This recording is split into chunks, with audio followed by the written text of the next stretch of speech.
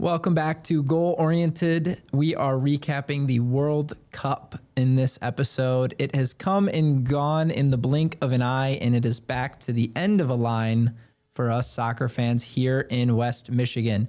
But before this 2026 World Cup came to a close, it gave us an absolute belter when it came to the storylines.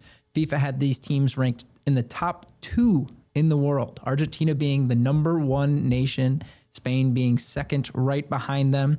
This was the first time in World Cup history that the European champion was taking on the Copa America champion, which for those of you that don't know would be the champion of the Americas. Additionally, this is Argentina looking to go back-to-back for the first time since the Brazilian rivals did it in 1962. Spain, on the other hand, are looking to tie the all-time record for an unbeaten run by a European team at 37. That dates them back to their last loss being in 2024. That is almost over 2 years. That is an absurd run from this Spanish national team, and they are fueled with so much young talent.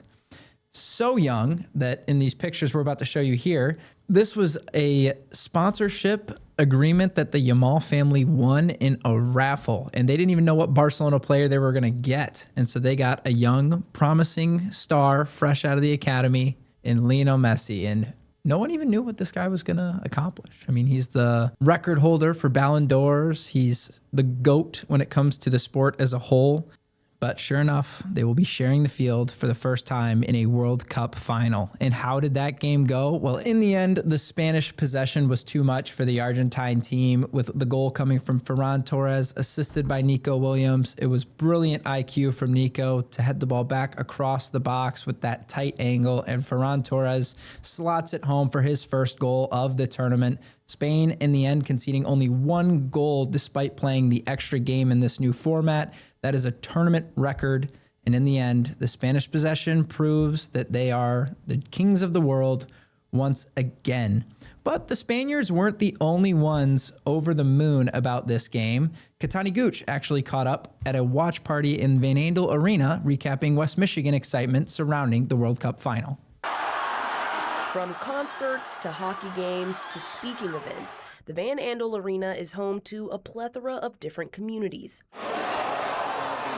And Sunday evening, soccer fans claim their stake for the day. Kind of both had this idea to kind of do something big for the city around the World Cup and specifically the World Cup final. Darius Barnes, president of AC Grand Rapids, along with Mike Gusweiler, president of the West Michigan Sports Commission, are the minds behind one of the biggest World Cup final watch parties in West Michigan. I think capitalizing on the World Cup and the fact that AC Grand Rapids is coming, to Grand Rapids next spring, there's just a huge opportunity, and the community didn't let us down. And when you're immersed in the soccer culture for roughly 2 hours,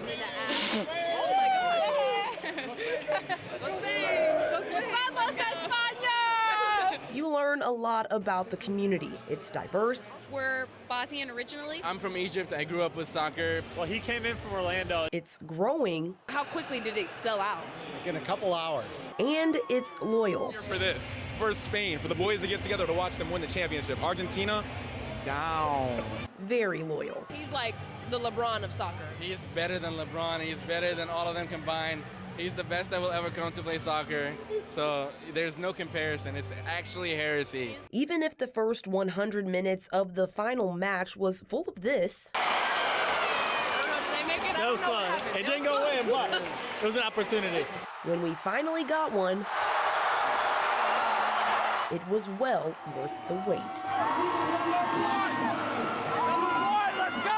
I think it speaks to the growth of the sport, the World Cup, and for us as AC Grand Rapids, we want to bottle that up and see how we can take that along with us as we build going into our inaugural season next year in 2027. And the World Cup excitement didn't just start and end at that final. We talked to a local business on the boom that they've seen both economically and emotionally surrounding this 2026 tournament. I've always loved the World Cup. I speak a couple of languages, so I've seen matches internationally in Munich, Germany, and in London. working my way through Mackinac Island, working my way through college, bartending at Mackinac Island. Was the '94 World Cup, the first time we hosted it here, and I was watching with a bunch of Jamaicans, and they really turned me on to the world soccer culture, and so I fell in love with World Cup way back then. So by the time 2012 rolled around, we had the 2014 World Cup approaching, I knew that I really wanted to promote World Cup. What has this World Cup meant being on home soil to a place like Speakeasy? For Speakeasy, it was going to be great regardless of where it is, because we're known as the soccer bar. So World Cup was always going to be great here. What hosting here meant is it was great for every other bar that might not normally carry soccer as much. All the Bridge Street bars, all the Michigan Street bars, they were packed for the U.S. matches. And so the economic benefit to the local bar and restaurant scene is massive. I mean, you're talking 5,000 to 7,000 per match, per U.S. match for all of these places, and we're talking dozens and dozens of bars. And so since you guys are the 8th best soccer bar in the country, since you have the sample size, what compares to this World Cup since that 2012 opening date? I mean, I know there's been about 4 World Cups since then. What's been the closest This mark? is our 4th cycle, and this cycle blew all expectations completely out of the water. I had worst case, middle case, best case scenarios in your head ready to go for World Cup. We're 35% over best case scenario. As a businessman, I'm sure you know economics, and economics defines utility as something that goes beyond just money. You talked about a little bit ago just how special it is to see these Uruguayan, Colombian, Moroccan fans come to your bar. As a business owner, how special is that aspect of owning this restaurant? Most anyone that's ever met me knows that yes, it's good business, and yes, I like doing it because it's good for business, but anyone will tell you I do it for my heart, because I love the sport and I'm passionate about the sport. I'm here at 7 o'clock in the mornings for the Premier League when they kick off, and I've been here since 2012 doing that. And so, yeah, it's business, but for me, it's passion. It's for the love of the game. And because I've traveled internationally and speak a couple languages and I know food really well, it's a great honor to bring a chavito sandwich, which is the national sandwich of Uruguay, and bring it in here and do a really nice representation of it. I've had Uruguayans say, okay, that's a really good chavito. And so being able to show the world fans that come in that, I know the world and we know our food, that goes hand in hand with the experience and the culture that we provide. My joy comes from hanging out with fans of the world, and we're all here for the same thing, and that's for a beautiful match. We might be on different sides on the teams we pull for, but we love the game and we love the sportsmanship that comes from it, and that part has been great, and that is my greatest joy, is watching the matches and serving our food and showing this environment and this culture to fans of the world. Yeah, and everyone who follows the game knows that the World Cup is way bigger than just goes what's between the lines. What has the best moment been so far for you in terms of the tournament? Maybe let's exclude the U.S., because obviously we know those wins will top it, but what's been the best moment of this tournament for you as a business owner watching games? As a businessman, when I'm running the store and it's really busy, you have to just take little snapshots and okay, I'll remember that one while I'm going to make sure that guests are seated and food's coming out and drinks and beers are coming out and doing your owner things. The last snapshot that I took that I really liked is Eric, who's Uruguayan, is my bar back and been with me forever and is a huge soccer fan, and I have him curate the playlists. So when Colombia plays, he'll play Colombian music, or when England played Mexico, we did some we did London Calling from The Clash. At the same time, he did a bunch of Mexican songs that really got the Mexican fans just fired up, and they're waving flags and marching around. So Eric does this great job of doing that. And so the last U.S. match, just before we kicked off, he played Country Roads, which was the newly picked up anthem of the United States. And so I walked through here, and there are 168 fans, fire code, 168 fans singing at the top of their lungs, Country Roads. And I'm like, that one will go in the memory bank. And you speak about how much this is going to grow by the time 2030 rolls around. What does hosting a tournament mean, not just for Speakeasy, but maybe for a local business that has developed such a soccer following for 2030? Well, 2030, it's going to be in Portugal, and it's going to be in Spain, and it's going to be in Morocco. So you're going to have we're not going to have the 7 and 9 and 10 p.m. kickoffs and 5 p.m. kickoffs. We're going to have a lot of 9 and 10 kickoffs and noon kickoffs. And so it's easy for most places to open at noon, lunch hour. But you got to be open at 9. You got to be open at 10. And that's where a lot of these places that like to say that they're a soccer bar, they're not. They're not opening. There's places that, we're a Premier League bar, and they show one of 20 matches over a weekend. because they don't want to be open at 7. They don't want to be open at 10. But the thing is I think by the time 2030 rolls around, if this team plays to expectations, you are going to say, hey, now open at 9, now open at 10 for that tournament. And that is nothing but good stuff. It's good for the business. It's good for our fan base. It's fun. It's great. And it shows the rest of the world that the U.S. is taking it every year more and more seriously. So what's next necessarily for Speakeasy? What are you hoping in terms of like maybe a customer retention? Because I mean, you guys are open for just about every soccer event imaginable. Well, one of the things that we get, one of the best compliments that I get is that we're Grand Rapids' best kept secret, and people forget how good the food is and how artisan the food is. There's nothing screw-topped. Everything is made here and cooked from scratch, cooked with grandma's cooking or abuela's cooking or Oma auf Deutsch. It's grandma cooking, and it's legitimate cooking, and I need people to realize that and remember that, and this is a good place. If this is how we promote World Cup, imagine how we promote your graduation, your party, your birthday party, your anniversary, your high school reunion. We are a good place to throw a party and to come down and be part of that. And we've got a really good following in the music scene for live music on Fridays and on Wednesdays. So we need to start getting out of World Cup in a couple weeks. Let's get through the 19th first.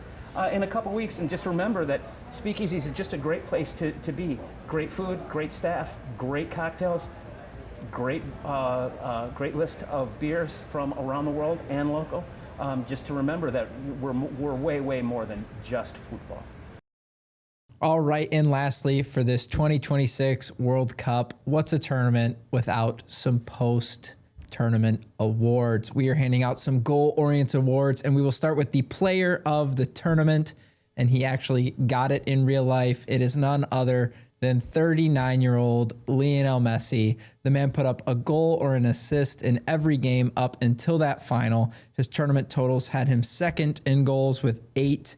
He also tallied 4 assists, along with logging 740 minutes, which was the 4th most among outfield players. Absolutely sensational tournament run from him.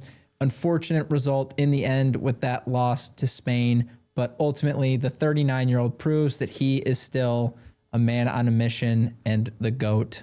And that brings us to a man who actually played both Spain and Argentina for goalkeeper of the tournament. We have gone with none other than Cape Verde's 40-year-old Vollstedt. He is the oldest goalkeeper to keep a clean sheet at a World Cup finals. He was able to pitch a clean sheet in 2 out of 4 games. He ended the tournament with 18 total saves, a 78.2% save percentage, and he won our hearts, guys. The man was amazing this entire tournament. That whole country surprised us as a whole.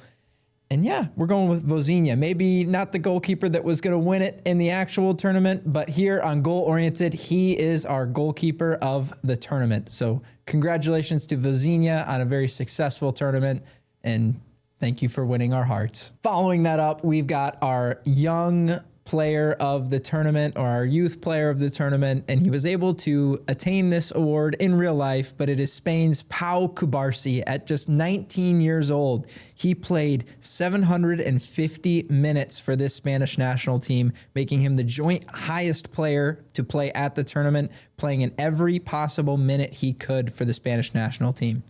On top of that, he never got dispossessed. He passed 671 times at a 96% passing accuracy rate.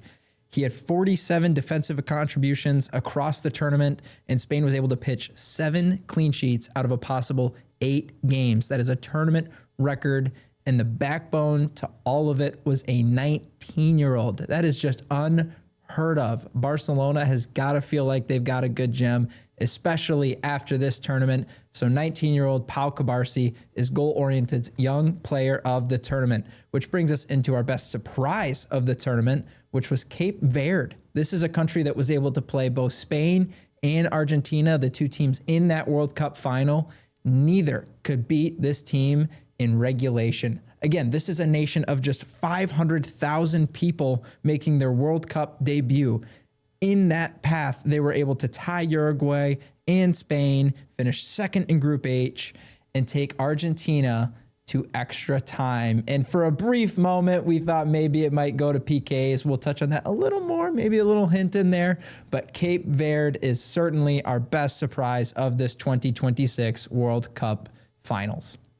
Next, we've got the best match of this 2026 World Cup. And it was, some people might say, a meaningless match, but a thrilling one nonetheless. We've got the third place game between England and France coming in as the best game of this finals. The match was able to give us 10 goals, and it wasn't even bad goalkeeping that led to the goals. It was 4-0 to the English at just halftime, but then France, Didier Deschamps made some adjustments, did not want to go out in his final game as this French manager with a loss, and France was able to score 4 goals to answer in the second half, but in the end, hey Jude, where you at? He came onto the pitch. He saves the day for the English with a late goal to give him that 2-goal cushion to end the game 6-4. Sitting there watching that game, you certainly thought that the French were just dead in the water, 4-0 at halftime. Who comes back from that? But this French national team had other plans, and they made it a game.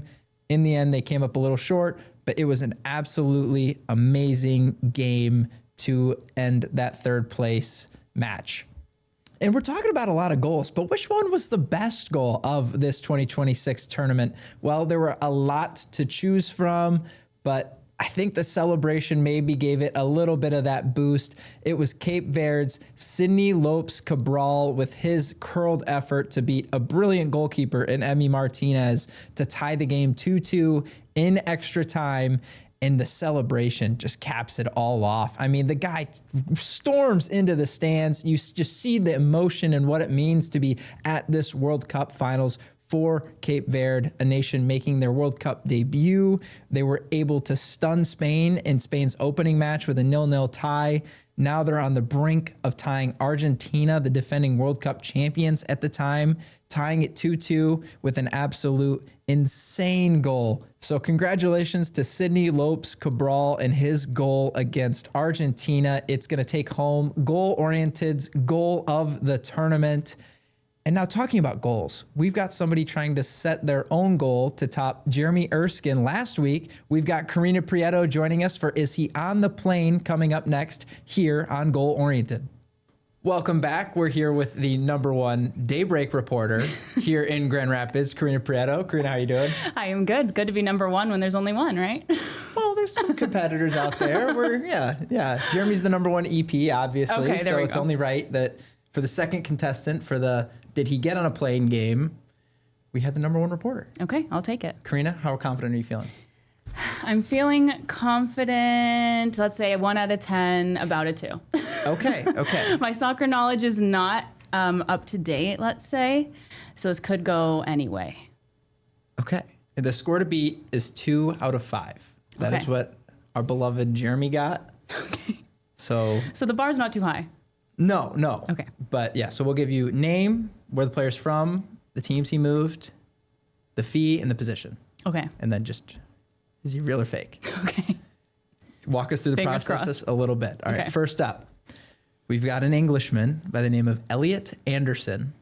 Okay. He moved from Nottingham Forest to Manchester City. He moved for 116 pounds, English pounds, which is $153. $153 million. I was going to say just 153? No. These are all in the millions. Okay. And he's a midfielder. Is he a real player or a fake player? I think Elliot, right? Elliot Anderson. I think Elliot's real. Elliot is real.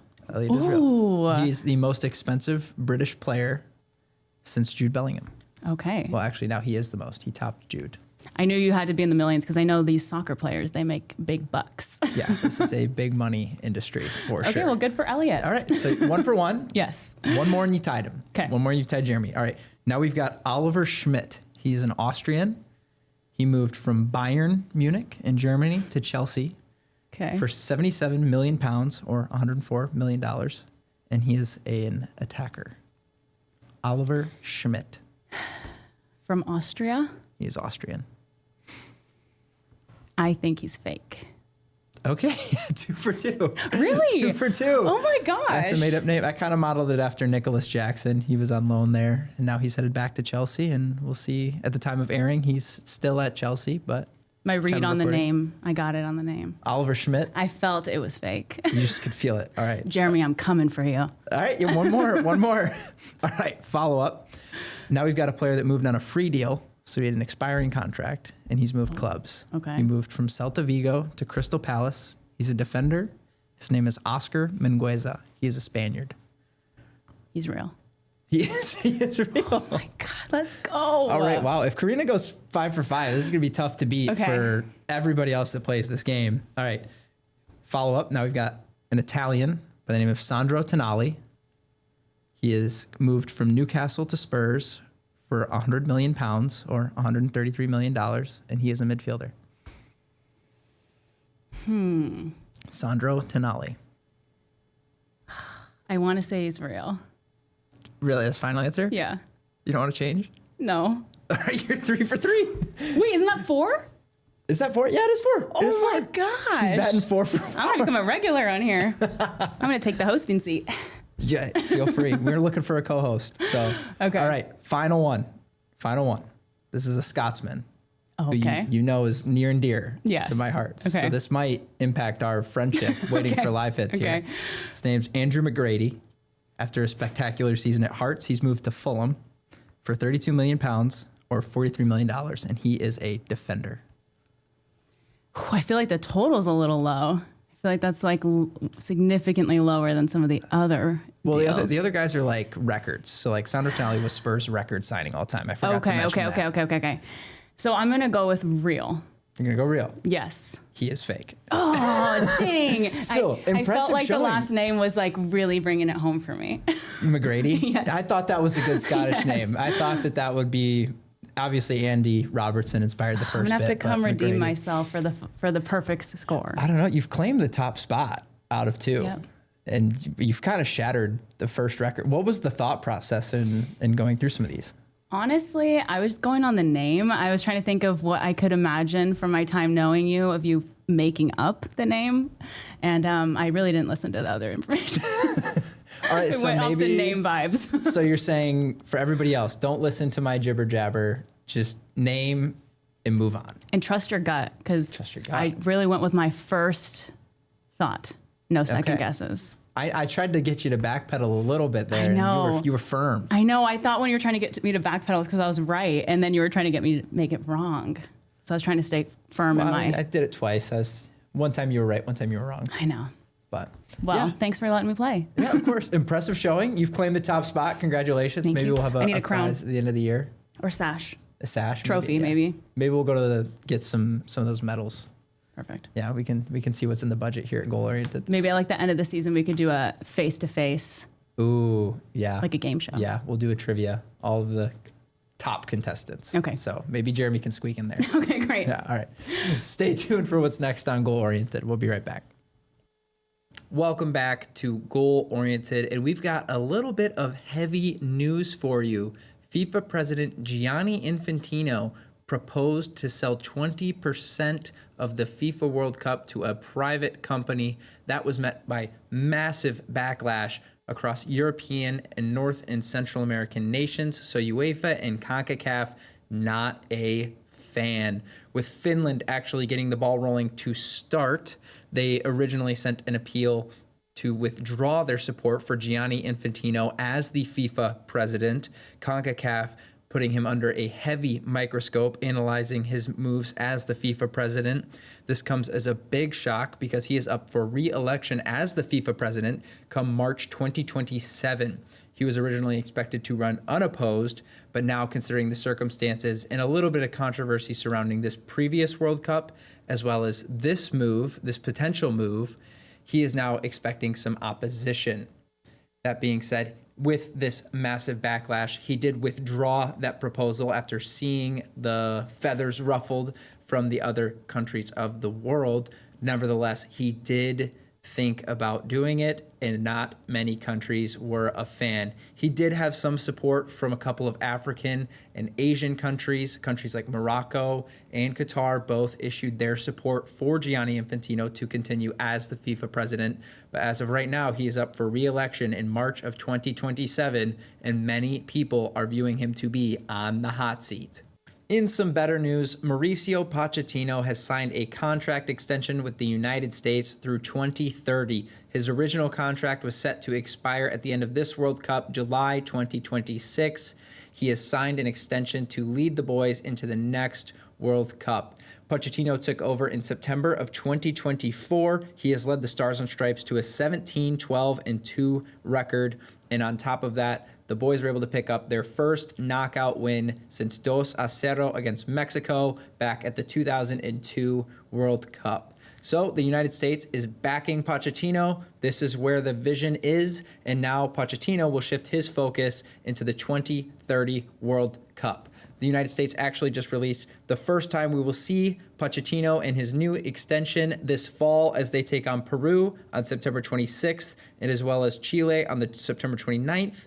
Mexico and the United States will square off on October 3rd, and the United States will also play Canada on October 6th. So the first look as the new focus is on 2030, and we'll see what the boys look like then. For now, signing off for Goal Oriented, Ethan Vollstedt.